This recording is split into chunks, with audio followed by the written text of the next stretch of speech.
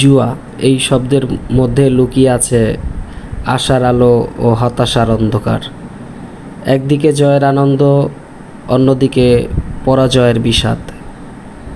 অনলাইনে জুয়ার জগৎ, বিশেষ করে অনলাইন ক্যাসিনো ও ব্যাটিং, আধুনিক প্রযুক্তির আশীর্বাদে আজ সবার হাতের মুঠোয় আসছে।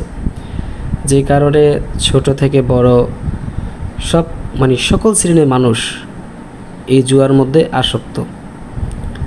কিন্তু এই সহজলভ্যতা অনেকের জীবন নিয়ে এসেছে ধ্বংস, ঋণের বোঝা এবং মানসিক বিপর্যয়।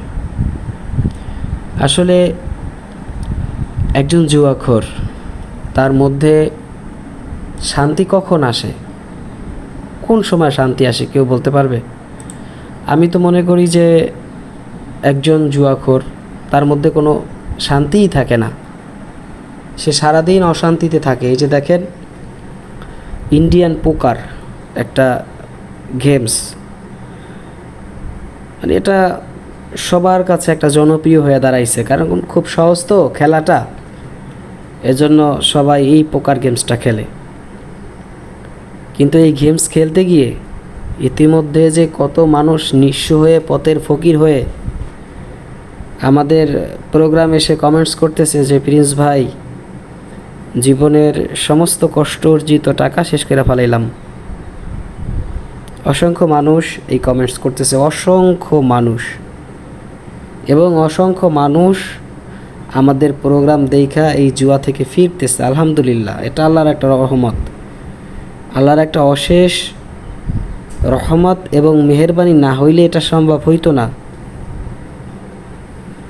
দেখেন, এই যে পোকার গেমস, টাকা সিলেক্ট করে আপনি মারবেন, সেখানে আপনার 1 গুণ 10, 5 গুণ 10 গুণ 50 আর 75, এই মোট এই কয়টা গুণ আছে আপনাকে দিবে। এখন আপনি যদি এখান থেকে লাভ করেন, কোম্পানির লাভ কি বলেন? আপনার হাতে একটা সফটওয়্যার দিল, সেই টাকা সেখানে আপনি টাকা ভরে খেলে তাদের কাছ থেকে টাকা আনবেন। এই জন্য এটা হয় কখনো ভাই? পৃথিবীতে এমন কোনো সফটওয়্যার আছে যে সফটওয়্যারে আপনি ঘরে বসে থাকবেন, আপনাকে টাকা দেবে, এমন কোনো সফটওয়্যার আছে বলেন? আমি একটা জিনিস বুঝি না, এখানে অনেক জ্ঞানী মানুষ এই জুয়াটা খেলে, অনেক জ্ঞানী মানুষ এখানে আসার পরে তাদের জ্ঞান যায় নষ্ট হয়ে, তখন তার ব্রেনে আর কাজ করে না, তখন তার মধ্যে একটা ওই ছন্ন সারা মানুষ হয় না, একদম তাদের অবস্থা হয়ে যায় সেরকম, ছন্ন সারা, খাওয়া নাই, ঘুম নাই, মানুষের সাথে ভালো আচরণ নাই, মা বাবা, ফ্যামিলি, স্ত্রী সন্তান, তাদের সাথে ভালো আচরণ নাই, মানে নিজের ইচ্ছা মতো দিন চলা, নিজের ইচ্ছা মতো পথ চলা। সে নিজেও জানে না যে সে কী ক্ষতির মধ্যে আছে। সে অনুভব করা শুরু করে তখন যখন নিঃস্বয়ে ফকির হওয়া যায়, মানে ফকির হওয়ার পর্যায়ে মানুষে ঋণের টাকার জন্য মানুষ পেরেশানি দেয়, তখন সে অনুভব করা শুরু করে। এরপরে নিজের কাছে যখন একটা টাকাও থাকে না, মানুষের কাছে টাকা পয়সা চেয়ে যখন আর পায় না, অবস্থা যখন খুব খারাপ হয়, তখন ইউটিউবে এসে সার্চ করে প্রিন্স ফরহাদ। প্রিন্স ফরহাদের ভিডিও আসে, কিছু ভিডিও দেখার পরে সে তওবা করে, বা অনেকে সার্চ করে না, অনেকে ইউটিউবে স্ক্রলিং করতে থাকে, হঠাৎ প্রিন্স ফরহাদের ভিডিও আসে তার সামনে। সেই ভিডিওগুলো দেখার পরে তিনি নিজের জীবনকে পরিবর্তন করতে পারে। প্রিয় আমার বন্ধু, প্রিয় আমার ভাই, জুয়া মানুষকে কখনোই শান্তি প্রদান করে না, কখনোই না। আপনি অনেক টাকা জিতলেন, তা আপনার শান্তি লাগবে না, আপনি হারলেন, তাও আপনার শান্তি লাগবে না। তার মানে দুইটা সময়, আপনি জিতেন বা হারেন, দুইটা সময় আপনাকে অশান্তি প্রদান করে। অশান্তি মানে শান্তি নাই।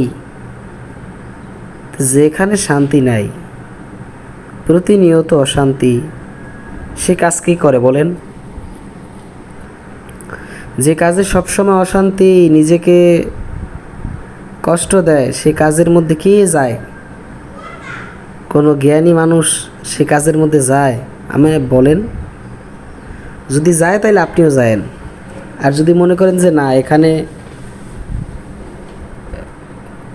যাওয়া ঠিক না, তাহলে আমি অনুরোধ জানাই আপনি যায়েন না ভাই। এখানে আসেন, এখান থেকে বেরিয়ে আসেন। এখানে অনেক চেষ্টা করার পর আমরা ডেমো অ্যাকাউন্ট দিয়ে আপনাদেরকে দেখানোর জন্য যে ভাই, সাধারণ মিথ্যা টাকা, যেখানে মিথ্যা খেলা, যে টাকার কোনো ভ্যালু নাই, সেখান দিয়েই আমরা সামনের দিকে যাইতে পারি না। আর আপনারা রিয়েল অ্যাকাউন্ট দিয়ে টাকা ডিপোজিট করেন কোন সাহসে ভাই? কোন সাহসে আপনি এই জুয়ার মধ্যে টাকা ভরেন? আমাকে বলতে পারেন যে আপনি কোন সাহসে আপনি এই অনলাইন ক্যাসিনোর মধ্যে টাকা ভরেন? মানুষের তো বিবেক বুদ্ধি যদি নষ্ট হয়ে যায়, তখন মানুষ টাকা সে জেনে বুঝেও নষ্ট করে ফেলে। কিন্তু যার বিবেক বুদ্ধি থাকে, সে তো টাকা এভাবে নষ্ট করতে পারে না। তাহলে আপনি যে টাকাগুলো নষ্ট করতেছেন, আপনার কি বিবেক বুদ্ধি নষ্ট হয়ে গেছে এই কারণে? কোন আশায়, কোন ভরসায় আপনি এখনও জুয়া খেলেন? আমি অবাক হয়ে যাই যে ভাই, আমি প্রিন্স ফরহাদ, আমার কথা শুই না ৯,৫০০-এর মতো মানুষ ভালো হয়েছে, আলহামদুলিল্লাহ। এই জুয়াতে যদি লাভ করা যাইতো তাহলে তো আমরাই করতাম। তাহলে তো আমরা এই ব্যবসা বাণিজ্য সব বাদ দিয়া আমরাই তো জুয়া খেলতাম। কিন্তু এটা ইসলামে হারাম করছে, সব ধর্মে এটা হারাম। কোনো ধর্মে বলে না যে তুমি জুয়া খেলিয়া টাকা ইনকাম করো। জুয়ার যে কোম্পানি, তারা ১,০০০ কোটি টাকার মালিক হয়ে যায়, আর এই জুয়া যারা খেলে তারা ফকির হয়ে যায়।